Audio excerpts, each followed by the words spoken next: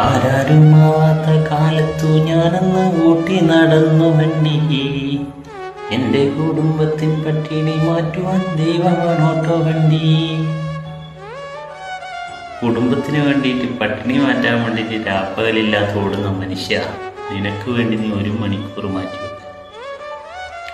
ഒരേ 1 മണിക്കൂർ എല്ലാ പണിയും കഴിഞ്ഞ് രാത്രി ഒരു 9 മണിക്കോ 10 മണിക്കോ ആവട്ടെ, 1 മണിക്കൂർ നിങ്ങൾ ജിമ്മിനോ വ്യായാമം ചെയ്യുക. നിങ്ങളെ ശരീരത്തിന് വേണ്ടിയിട്ട് കൈകാല് വേദന, മുട്ടുവേദന, നടുവേദന, കിതപ്പ്, ഏകദേശം എല്ലാ കാര്യങ്ങളും ഒരു പരിധി വരെ നമുക്ക് മാറ്റാൻ പറ്റും.